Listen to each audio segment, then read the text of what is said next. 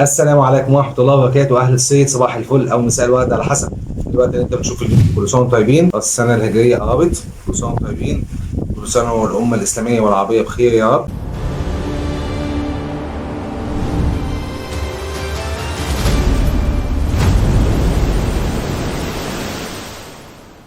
وبسم الله الرحمن الرحيم. كده احنا فهمنا الحلقات هتمشي على ايه، او الحلقه دي هتمشي على ايه، او القائمه التشغيل دي هتمشي على ايه. دي الحلقه الاولى هنتكلم فيها يعني ايه تسفير، ايه هو التسفير، بتسمع يعني ايه زفر مكانك الاول قبل ما تنزل، خد لك تسفيره معاك اذا كانت في ميه مالحه او ميه عذبه، صح؟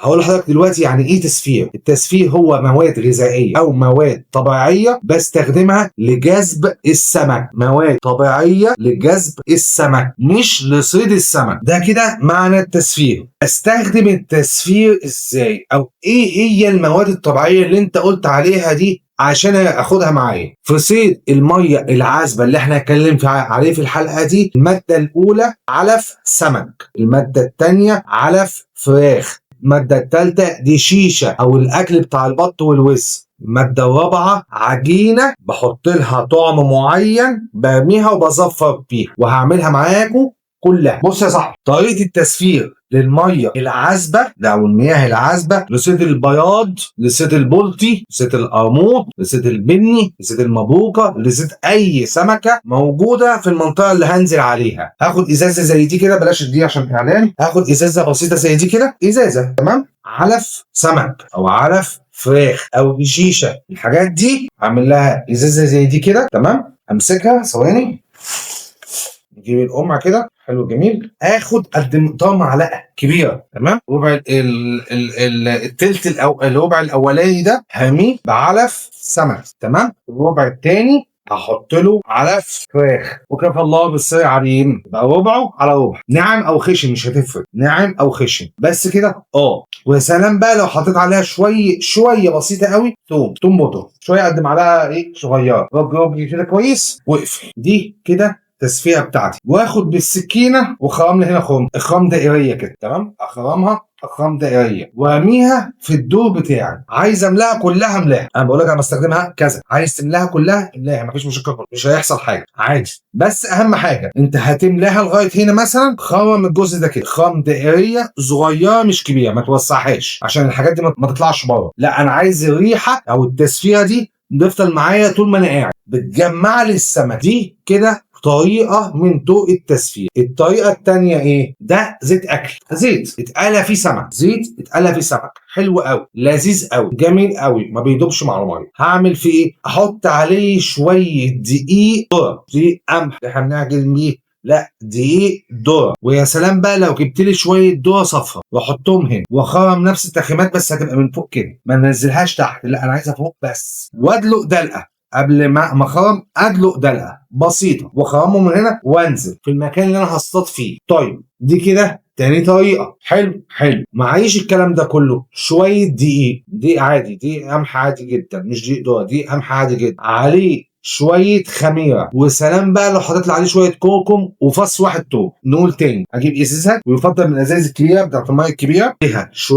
يعني نصها كده او ربعها، خليها ربعها دقيق، عليه كيس واحد خميره، كيس واحد بس خميره، وعليه فص توم. ويا سلام بقى لو معلقه معاه كمان كركم، معلقه واحده ما تزودش، معلقه واحده صغيره مش كبيره ومش هرميه، معلقه واحده ممسوحه كركم، وارجها كويس قوي قوي قوي قوي، واقفل الغطا جامد. اعملها قبل ما انزل او قبل ما اروح الدور بتاعي، اقل حاجه 8 ساعات. الخميره هتخمر الدقيق وتلف معاه حلو قوي كده وتعجنه عجنه كويسه، وانا باجي افتح الغطا بتاعي، افتح الغطا ده افتحه واحده واحده، هتلاقي الازازه بتاعتك ثاني يوم تلاقي اتنفخ عشان الخميره بتطلع جزاز. افتح واحده واحده عشان هتفرقع في وشي، واحده واحده، فتحه بسيطه بسيطه بسيطه بسيطه لحد ما ايه زي السيفنج هتلاقي تفور تمام، واديها ايه دلقه في الميه. دي الطريقه الثالثه في التسفير تمام. دي كده 3 طرق للميه العذبه مش للميه المالحه، لصيد البياض، صيد القرموط، صيد البني، صيد البلط تمام.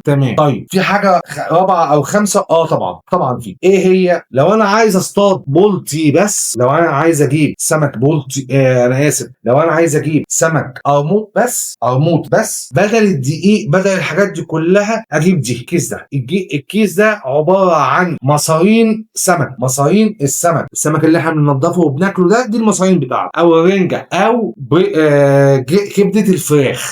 كبده الفراخ، اديها تنعيمه حلوه قوي كده. وفي الازازه زي دي اللي احنا قلنا عليها، في الازازه اخرج وادلق هنا وانزلها في الميه. هجمع معايا القرميط عدل، بس بشرط الدور ده يكون فيه قرميط او فيه علامه لصيد القرميط. ايه هي علامه صيد القرميط؟ رقم واحد تبقى الاعشاب اللي على وش الميه، جنب هيش، جنب وادي نيل، مكان مظلم. سمك القرموط بيحب الضلمه، ما بيحبش النور خالص، بيحب العزله. لقيت وانا قاعد بصطاد بقاليل بتطلع، يبقى المكان ده فيه قرموط. وانا قاعد بصطاد لقيت فيه ضرب على وش الميه، زي الفيديو اللي فات ده بتاع شادي عزام، والفيديو اللي قبليه بتاع فايد، دي ضربات قرموط رخم في مرحله التزاوج كان بيضرب. دي علامات ان المكان ده فيه قرموط. ولو ضربت معاك قرموط صغنن قد كده هو وانت بتطلعه لقيته، يبقى المكان ده برضه فيه قرميط. انت قاعد بتصطاد اصلا بولت، بتصطاد اي حاجه ثانيه، بتعمل حداف وطلعت لقيت فيه قرموط صغير، يبقى المكان ده عرفت ان فيه قرموط على طول. دي اول علامه. تمام. والصيد بتاع القرميط في القمر يكون محاط، يا اول الشهر خالص قبل يوم 9، يعني اخرك يوم 6، يا اخر الشهر خالص، ابتداء من 26 ليوم 30، وابتداء من 1 ليوم 6. دي افضل اوقات لصيد القرميط. القمر محاق مش موجود اصلا. تمام. والقمر شبه هلال، يبقى محاق او شبه هلال، لسه ما اكتملش، يبقى هلال خفيف،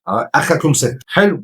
في الصيف في الشتاء خفيف. مواعيده ايه؟ مواعيد صيد القرميط ايه؟ شهر 5، شهر 6، شهر 7 يبدا يمنع معاك شويه لغايه نص 8، شهر 8 9 نص 10. بعد كده ياخد فتره هدوء وسكينه من نص 10 لاخر نص 1، يعني من نص 10 لاخر 1 يبدا يشتغل معاك ندعات خفيفه كده. في شهر 2 يخش عليك خفيف برضه. في 3 يبدا يضرب معاك سمك وسط، قرميط وسط كده. في شهر 4 الاحجام الكبيره هي في 5 و6 و7. دي اوقات صيد القرميط. تمام. طيب اوقات صيد البولتي طول السنه. تسفيه البولتي اللي احنا عملناها في الاول تنفع في البولتي والبياضه، انا اسف، تنفع في البولتي والبني والمبوق. ارمي مكان التسفيه بتاعي ازاي؟ لو انا على ميه سريعه بتجري زي دي الاسماعيليه، قبل ما اقعد انا هقعد في الحته دي. لو انا هعمل ازازه زي اللي احنا عملناها دي كده، لو انا هعمل ازازه زي دي كده، تمام، ماده صلبه فيها، هنزلها في الدور اللي انا هنزل عليه، على طول. طيب لو انا هعملها دقيق او النيش اللي انا قلت عليها، يعني هدلق سائل، يبقى هرميها قبل ما اقعد بمتر، بنص متر، بمترين، ب3 متر، حسب قوه الميه. يعني في فايد الميه ما كانتش بتجري قوي، كانت موجوده شغاله، مش شب وسط. انا رميت قبل ما انزل بمتر، عشان كده طلعت البن الصغننه اللي طلعت معايا، وطلعت القعقوع الغماز. تمام. ده اللي احنا بنتكلم فيه ده كله، انا اسف ان انا ما قلتلكمش في الاول، اللي انا بتكلم فيه ده كله شغل غماز، مش شغل حداد. شغل حداد حاجه ثانيه خالص. تمام. لو انا هشتغل غماز وعايز احضر الدور بتاعي، او هحدف تحت رجلي، او هحدف قدامي متر او 200 او 3 بالكتير، مش هحدف في نص الميه. الشغل اللي احنا بنعمله ده كله شغل للغماز، الغماز العايم او الغماز الثابت. تمام. ومش للغله. شغل الغله حاجه ثانيه خالص، كلام ثاني خالص غير اللي انا بقوله ده. شغل الغله يبقى عايز دور مصد من هنا ومصد من هنا، هعمل زاويه حرف ال وبلم العشب حواليا وبنزل انضف الدور بتاعي. شغل ثاني خالص وفيلم ثاني خالص ومكان ثاني خالص. حلو. انا بتكلم دلوقتي على شغل الغماز الخفيف السهل، وفي نفس الوقت يجيب لي احكام حلوه، او شغل التقاله يا عم، وفي نفس الوقت يجيب لي احكام محترمه، لان ده موسم اللي احنا هنبدا فيه. حلو الكلام. هنقول حاجه ثاني في الحلقه دي؟ لا كده خلاص احنا خلصنا الحلقه دي. حلقه بسيطه، حلقه سهله. الجزء الاولاني ده خلص، هتابعكم ان شاء الله في الجزء الثاني. انا هوقف الفيديو دلوقتي، هنزل بشاشه النهايه، وان شاء الله هتابع معاكم الحلقه الجايه على طول، اللي هتنزل خلال يومين. لو انت ما اشتركتش في القناه اشترك في القناه، فعل زر الجرس، شير الفيديو لصاحبك المهتم بصيد الاسماك. انا كابتن ميسره، ودي قناه خيمه وصناره، ودي الحلقه الاولى من سلسله الحلقات اللي هتنزل ان شاء الله خلال الفتره اللي جايه دي كلها، وهنتكلم فيها عن كل حاجه تتعلق بالصيد الاسماك. قدر تعبي وقدر مجهودي واديني ثواب، وصلي على النبي. عيسى نبي وموسى نبي ومحمد نبي، وكل من النبي يصلي عليه. اللهم صل على سيدنا محمد وعلى اله وصحبه وسلم تسليما كثيرا الى يوم الدين. اشوفكم في الجزء الثاني، والسلام عليكم ورحمه الله وبركاته.